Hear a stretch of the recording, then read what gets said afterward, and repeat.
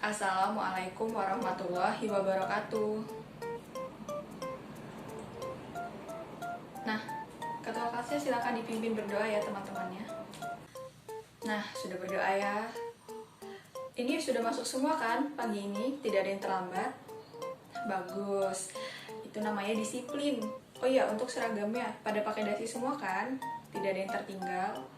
Nah, itu namanya sikap disiplin. Kalian harus membiasakan disiplin sejak dini. Harus disiplin waktu, disiplin dalam berpakaian yang sesuai dengan aturannya. Nah, oke, sebelum kita belajar, kita menyanyikan dulu lagu nasional ya, Garuda Pancasila. Mari kita nyanyikan bersama-sama. Baik, hitungan ketiga ya. 1, 2, 3.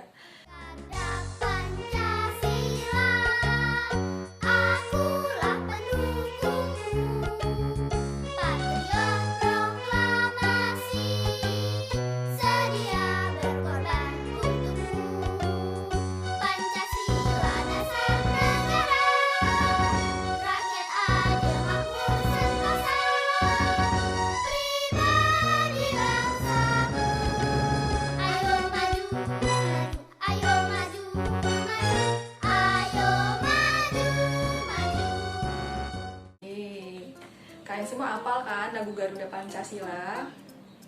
Nah, pentingnya kita menyanyikan lagu nasional sebelum memulai pembelajaran adalah agar kita dapat meningkatkan semangat nasionalisme kita. Kita tidak lupa akan bangsa kita yang dulu pernah berjuang untuk mendapatkan kemerdekaan sehingga kita sekarang bisa belajar bersama di sini. Nah, oke, sekarang Ibu akan absen dulu ya satu-satu.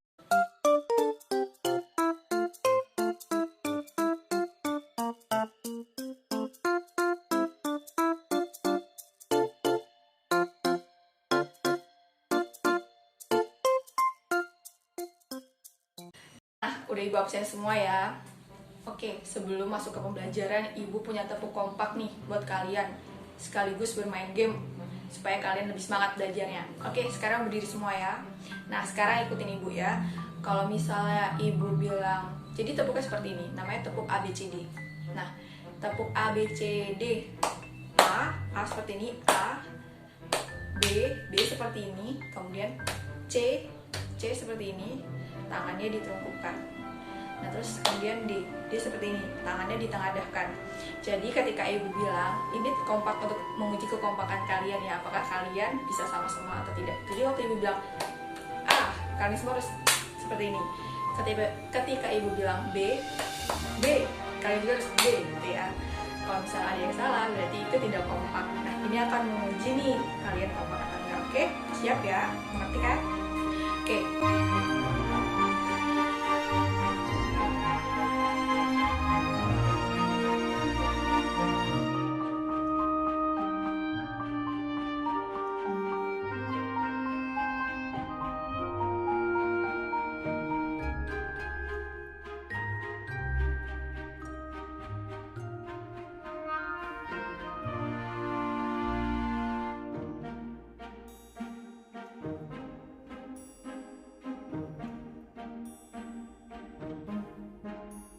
Mulai konsentrasi semua belum nih? Udah meningkat ya konsentrasinya. Oke, sekarang bisa duduk. Nah, jadi pembelajaran kita hari ini adalah tema 7 ya. Tema 7 adalah indahnya keragaman negeriku. Subtema 1 yang keragaman suku bangsa dan agama di negeriku. Nah, silakan kalian buka pembelajaran 3.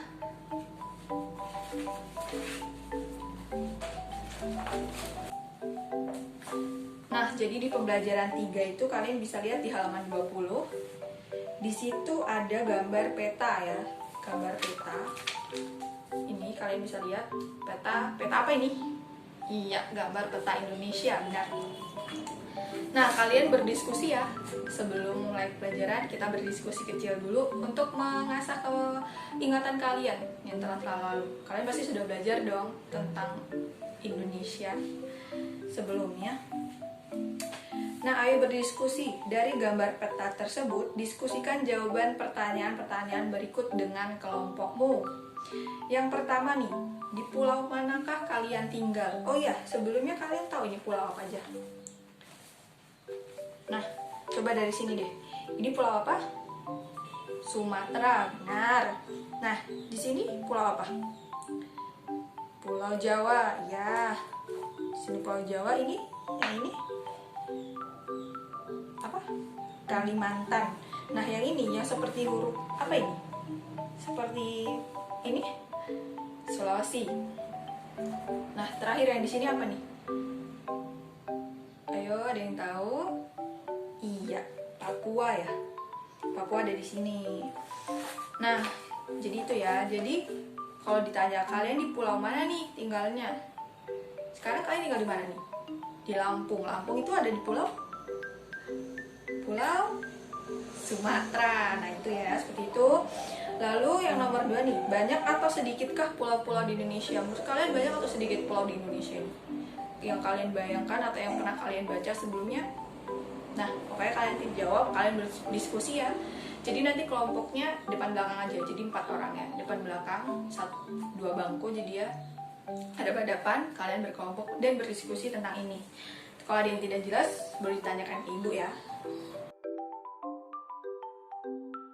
Gimana diskusinya sudah? Ada yang ingin perwakilan kelompoknya untuk maju dan mempresentasikan hasil kerja kelompoknya atau hasil diskusinya? Silahkan. Iya. Nah, jadi itu ya. Jadi pulau di Indonesia itu sangat banyak anak-anak. Nah, tidak hanya 1, 2, atau 5, tetapi sangat banyak, beribu-ribuan. Nanti akan kita bahas. Nah, di bawahnya itu ada diskusi lagi ya. Nah, jadi di Indonesia itu kan terdapat banyak suku bangsa. Nah, apa saja sih faktor-faktor penyebab dari keragaman suku bangsa ini? Lalu adakah hubungannya dengan kondisi wilayah Indonesia? Nah, jadi kan terdapat banyak suku bangsa nih. Nah, terus faktornya apa aja sih yang menyebabkan banyak nih suku bangsa di Indonesia? Nah, terus ada hubungannya nggak sih sama kondisi wilayah Indonesia seperti itu ya? Nah, jadi nanti kalian tuliskan, nanti perwakilan kelompok bisa maju ke depan untuk menyampaikan hasil yang sudah kalian diskusikan ya. Oke, silakan.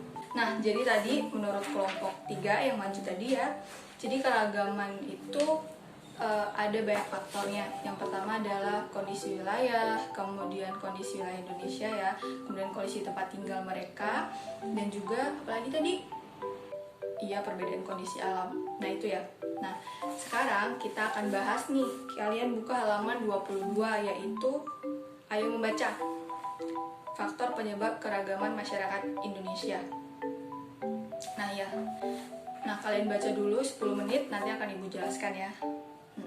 Udah dibaca ya anak-anak.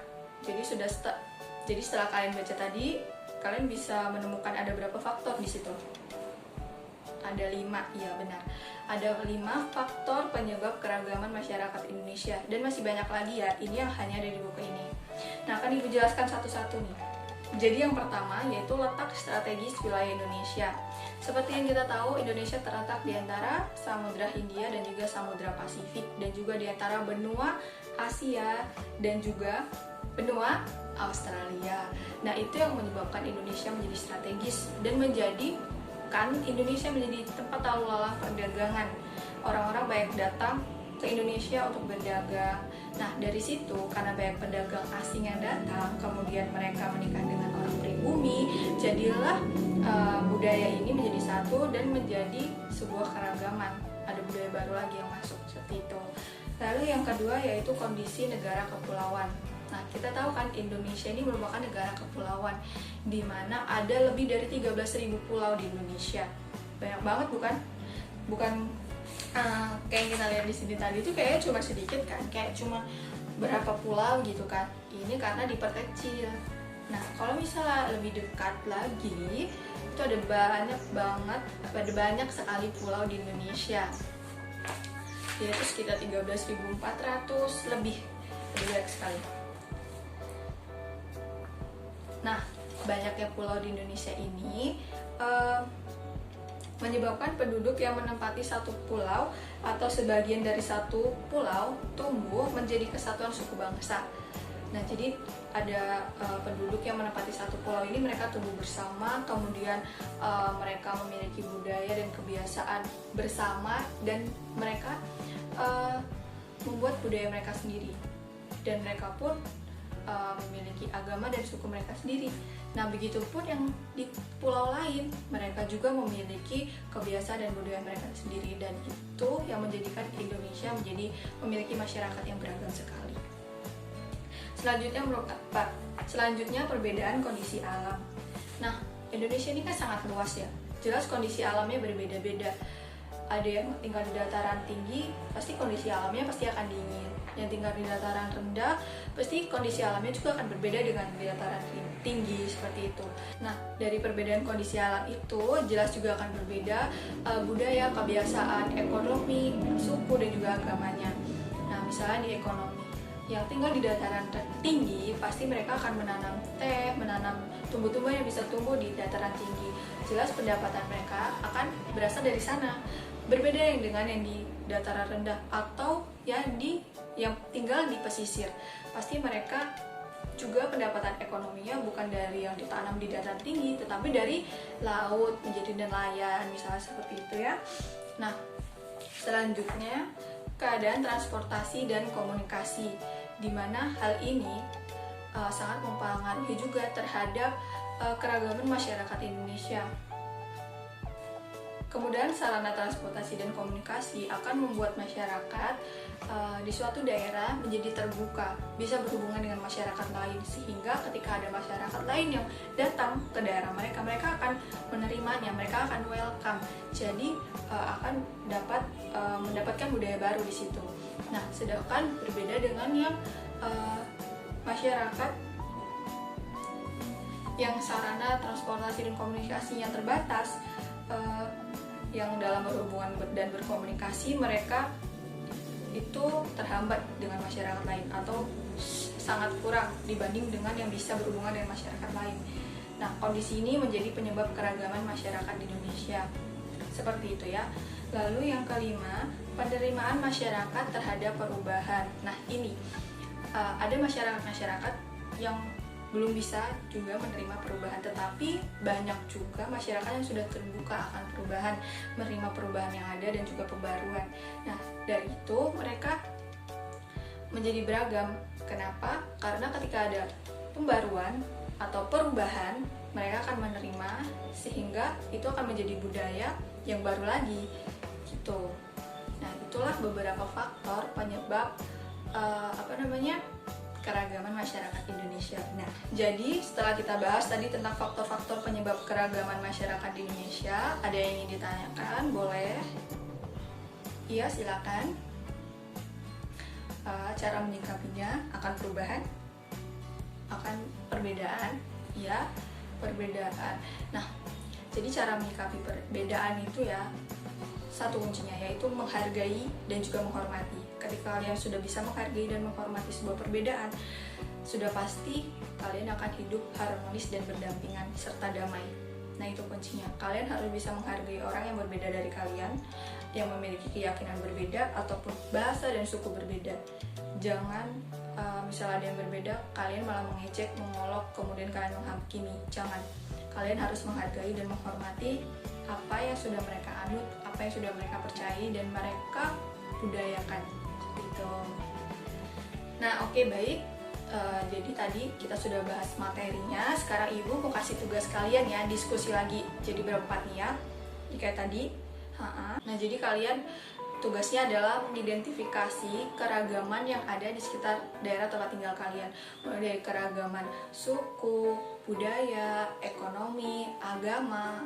Nah, itu semua kalian identifikasi ya. Kan kalian berempat nih. Nah, pasti kalian beda-beda dong, tempat tinggal kalian beda-beda. Kalian tuturkan semua atau kalian keluarkan semua yang kalian ketahui ke dalam kertas kalian ya. Nah, kalian tulis, kalian identifikasi, lalu kalian kumpulkan ya nanti pada ibu. Iya. Nah, oke. Silakan, selamat mengerjakan. Nah, jadi tugasnya udah dikumpulkan semua ya. Pembelajaran hari ini adalah kita mengetahui faktor penyebab keragaman yang ada di Indonesia. Sekarang kalian tahu kan kenapa masyarakat Indonesia ini berbeda-beda, mulai dari suku, agamanya. Nah, karena itu tadi, faktor-faktor yang itu tadi yang menyebabkan masyarakat Indonesia berbeda. Tetapi walaupun berbeda-beda, tetapi kita tetap satu, yaitu kita Indonesia. Nah, jadi kesimpulan pembelajaran kita pada hari ini apa anak-anak? Ya, ada yang bisa menyimpulkan pembelajaran kita hari ini? Iya, silakan. Iya, benar. Jadi keragaman yang ada di Indonesia ini disebabkan oleh banyak faktor. Ada 5 faktor ya tadi yang sudah kita bahas. Yang pertama adalah letak geografis negara Indonesia. Kemudian Indonesia merupakan negara kepulauan. Kemudian perbedaan kondisi alam. Kemudian sarana komunikasi dan juga sarana transportasi dan juga komunikasi. Dan yang terakhir adalah penerimaan masyarakat terhadap perubahan. Nah, dari keragaman ini dan dari perbedaan ini, kita harus bisa saling menghargai dan menghormati agar kita tetap menjadi masyarakat yang utuh, masyarakat yang damai dan saling berdampingan. Nah, jadi hari ini nggak ada tugas individu ya. Untuk materi minggu depan silakan kalian baca di pembelajaran 4 di buku. Nah, jadi sekian pembelajaran kita hari ini. Kurang lebihnya Ibu mohon maaf ya. Ibu akhiri. Wassalamualaikum warahmatullahi wabarakatuh.